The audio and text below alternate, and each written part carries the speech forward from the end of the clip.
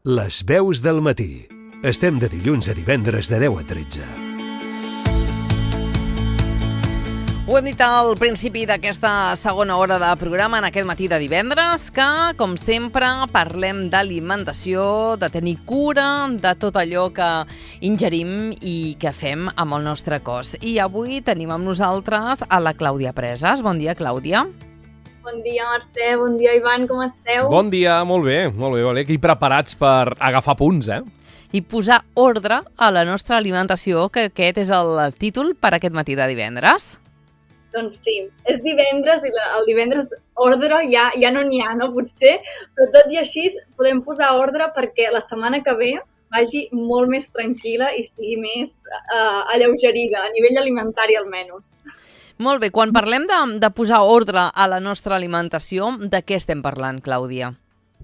Estem parlant de diferents tècniques. Una de les tècniques pot ser, per exemple, el batch cooking, que és una paraula una mica estranya, però que totes les àvies ja feien des de fa anys i panys. Avui parlarem una mica més d'això en concret i de diferents eines que també ens poden servir. Doncs vinga, posem-hi fil a l'agulla i per començar fem una miqueta de definició d'això del batch cooking, que qui més qui menys potser n'ha sentit a parlar, però potser hi ha algú que mai a la seva vida. Doncs què és el batch cooking i per què ens ajuda, Clàudia? A veure, el batch cooking en si consisteix en dedicar un dia a la setmana aproximadament a cuinar diversos aliments i guardar-los a la nevera o al congelador, sobretot en racions que ens serveixin per anar-los combinant de manera diferent cada dia. També podem aprofitar cada vegada que cuinem algun plat, per exemple, coure'n més i guardar el sobrant per un altre dia. És a dir, hi ha diferents maneres de fer-ho. Hi ha persones que els agrada més fer-ho un dia a la setmana, cuinar a l'engròs i anar-ho consumint al llarg dels dies, 3, 4 dies, 5, depenent de l'aliment. Hi ha altres persones que fan més en plan formigueta, no? O cuinem, per exemple, avui toca arròs, doncs cuino més arròs del compte i ho vaig guardant. Avui toca tal, cuino més aquest aliment del compte i ho vaig guardant. Llavors es pot fer diàriament o es pot fer un dia concret a la setmana dedicat a això. O es pot fer les dues coses. Les dues coses, sí, les dues coses. Ara, aquí sí que és important tenir espai. Amb boli i tenir espai, perquè si no ja no sabem quin tàper era què i hem d'anar obrint tàpers per saber què era cada cosa. Llavors aquí posar etiquetes en els tàpers també és un recurs que es pot utilitzar. I si no, els tàpers de vidre, que també faciliten molt més el que hi ha a dins de cadascun. Veure, i a més a nivell de tòxics també ens facilita molt més, perquè el plàstic sempre hi ha transferència i en canvi amb el vidre no. Clar, si guardem plats prèviament preparats a la nevera al congelador, en un moment és molt fàcil tenir el plat a taula sense necessitat de pensar en què cuinar, no? Aquesta pregunta, què cuino, què faig avui, què menjo avui, al final genera molt d'estrès. Llavors, amb el batch cooking, a part de reduir aquest estrès i de gaudir de l'alimentació i d'una tranquil·litat en aquest sentit, també mengem saludable, sempre quan hàgim triat aliments interessants a nivell nutricional, estalviem diners també, perquè tenim una organització molt més completa, guanyem temps, perquè no és allò que has de cuinar cada dia grans quantitats, i també acabes menjant noves receptes, Mercè, perquè a vegades hi ha combinacions amb el batch cooking que potser no faries si no haguessis fet el batch cooking, diguéssim. És a dir, com a plat com a tal, no haguessis barrejat, per exemple, una verdura amb aquest alt hidrat i amb aquesta proteïna. No és un plat que comúment potser haguessis preparat, però amb el batch cooking doncs es dona així, no? Perquè aprofitem molt més els aliments. Aquí no es tira res de menjar. Exacte.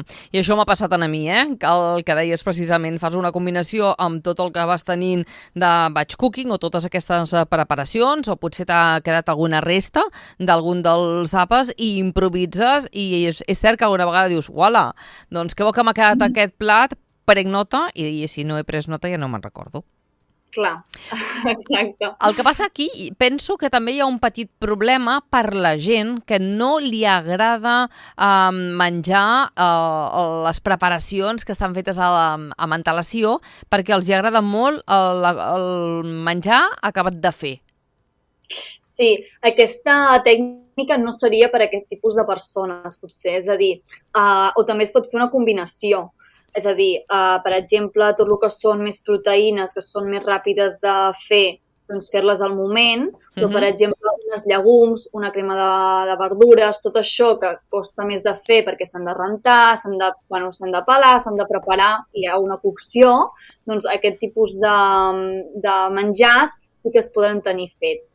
Si no agrada gens això de preparar-ho amb antelació, doncs llavors sí que el batch cooking no seria el més adequat.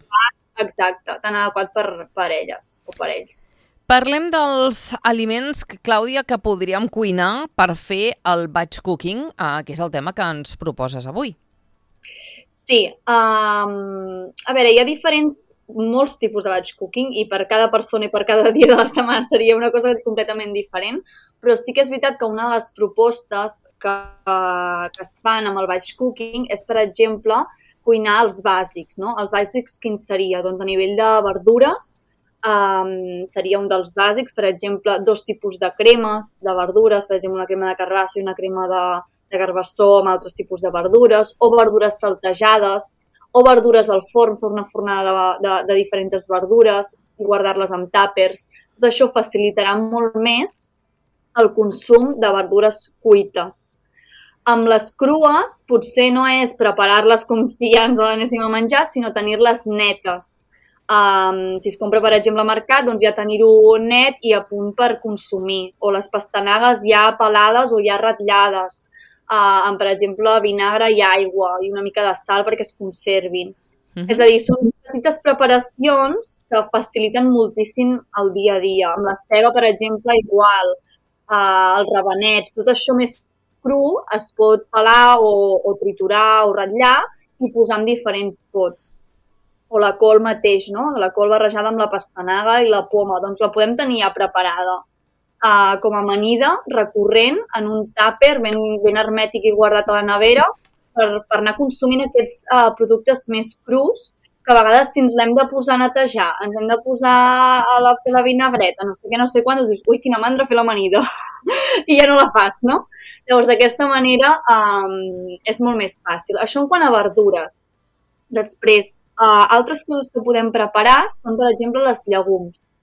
Tenir llegums cuites de 2 tipus, per exemple, cigrons i llenties, o faves i pèsols, o mongetes, i algun altre tipus de llentia. Aquí és fàcil també que d'aquestes tipus de llegums en fem altres preparacions al llarg de la setmana. És a dir, si fem una gran quantitat de cigró, per exemple, no tenim per què menjar cigró dilluns, dimarts, dimecres i dijous, el mateix plat de cigrons. Però sí que amb aquesta preparació de cigrons podem fer un hummus, el congelem. Sí, anaves a dir això? Sí, anava a dir hummus, una amanida de cigrons, unes hamburgueses de cigrons. Exacte. Aquí s'hi pot afegir, per exemple, a la sopa o la crema cigrons, es pot fer falafels, es poden fer 1000 coses amb cada una de les bases. I com que la preparació és diferent, els ingredients són diferents, tindrem la sensació també que mengem diferent, tot i que la base serà el llegum. I hidrats de carboni també es poden introduir ja cuits, és a dir, per exemple, preparar una quinoa i preparar un arròs integral. Doncs aquí ja tindríem 2 hidrats de carboni o un cuscús. La pasta, sobretot, per exemple, sí que és més fàcil i més ràpid de cuinar-la al mateix moment. Però, per exemple, podríem tenir preparada una salsa per aquesta pasta, tranquil·lament. En quant a salses, també es poden tenir cremes de fruit sec picades, ja preparades. Ja que obrim el forn, per exemple, per fer aquestes verdures al forn, doncs es poden aprofitar per posar-hi cacauets. I aquests cacauets els piquem i ja tindrem crema de cacauets. O el mateix amb el sèsam. El piquem i ja tindrem la crema de sèsam, que seria el tahini. O podem preparar diferents vinagretes, que d'aquesta manera també agafarà més sabor, per exemple, oli, vinagre, una mica de sal, i també podem posar, per exemple, o romaní, o menta, o cibulet, és a dir, la herba aromàtica que ens agradi, i això anirà quallant al llarg de la setmana també i ho podem anar consumint. I donarà molt de gust diferents en els plats o les amanides o el que vulguem menjar. Tot això facilita molt, molt el dia a dia. I una vegada ja tenim tots aquests aliments una miqueta organitzats per fer el nostre batch cooking, tocaria crear una miqueta el plat. Exacte.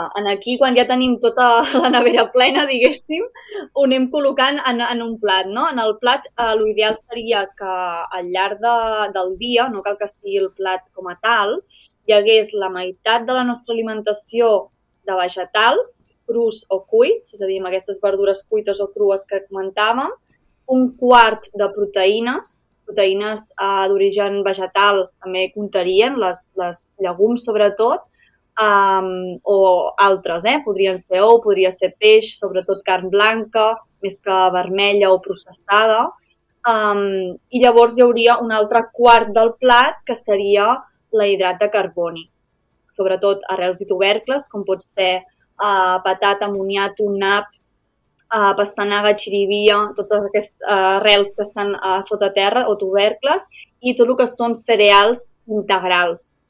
Aquí l'interessant seria fer rotació.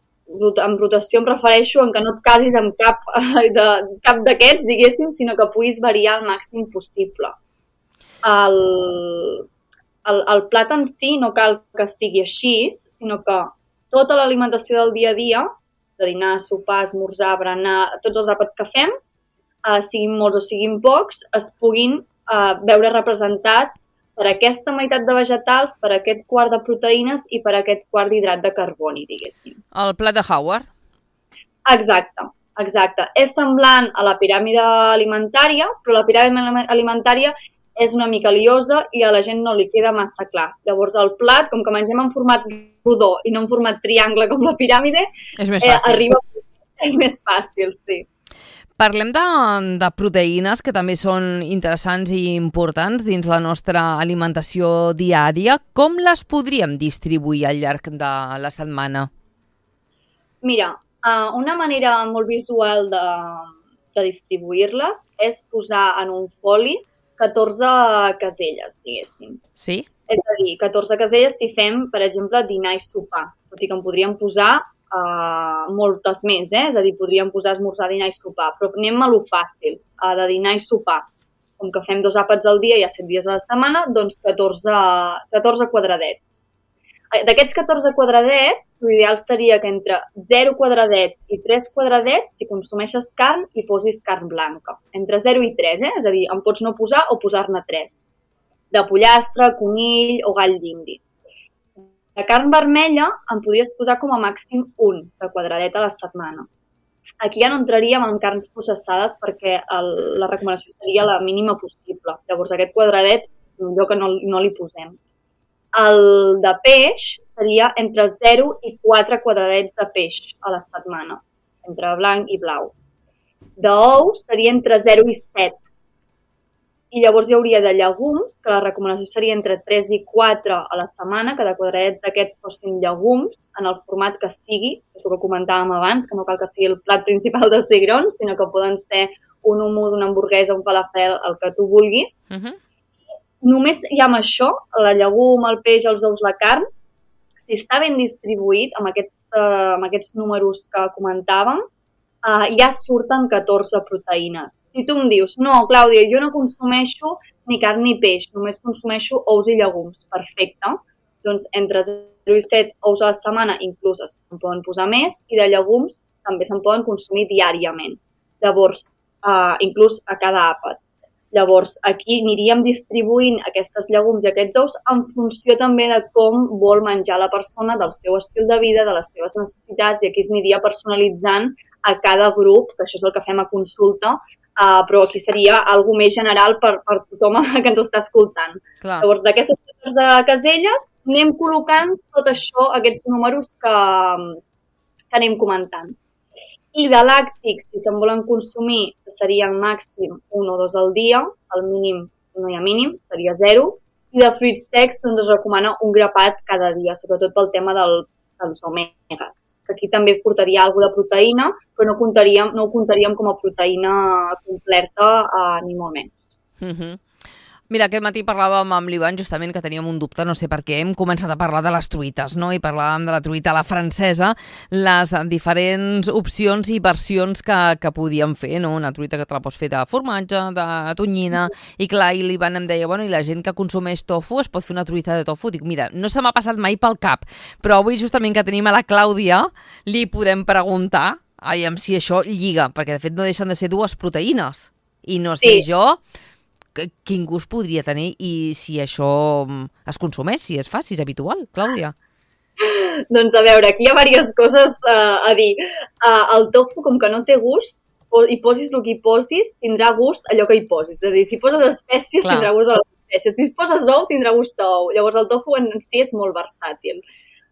De barrejar-ho, ho pots barrejar. Ara, com més proteïnes barregis en un mateix plat, més difícil també serà la digestió. Clar. És com el mar i muntanya, no? Que hi ha, per exemple, pèsols, que seria la llegum, hi ha peix i hi ha carn. Clar, aquí hi ha un hidrat de carboni també, no? Encara ho compliquem més la cosa. Llavors, com més proteïnes barregem, més difícil pel cos serà la digestió. Llavors aquí la recomanació seria escollir una proteïna en l'àpat. Ara, de poder-ho fer, es pot fer. Jo personalment no ho he provat mai de menjar tofu amb ou, però... A mi tampoc, No se m'ha passat mai pel cap, Però bé, sí. Que per gustos, colors. Ens expliques. Exacte. Clàudia, per anar acabant ja i tancant aquesta secció, sé que també ens volies explicar alguna novetat. Doncs sí, aquest mes de març, i tota la primavera en general, hi ha molts i molts cursos de nutrició, tant gratuïts com de pagament. De fet, demà hi ha un curs gratuït a Empúria Brava, a Castelló, de crear el teu menú saludable i batch cooking, que es farà demà al matí. Encara queda alguna plaça lliure, però i és gratuït. Llavors, si algú vol assistir-hi, que contacti amb ensenyament@castelló.cat perquè hi podrà assistir segur. I també a l'Espai Aronai hi ha diferents tallers. Hi ha la depuració primaveral, que és del 27 al 30 de març, i també hi ha una xerrada gratuïta informativa sobre nutrició i constel·lacions el dia 25 de març, a la tarda. Llavors, si volen venir, ja tenim les portes obertes a tots aquests tallers i a totes aquestes informacions. Fantàstic, doncs moltíssimes gràcies per aquestes informacions, per aquestes novetats, Clàudia, i també per la secció d'avui. Aviam si els nostres oients s'animen a provar de fer el batch cooking i guanyaran amb temps i salut també. Gràcies per estar amb nosaltres a les veus del matí una setmana més. Bon dia. Bon dia, moltes gràcies.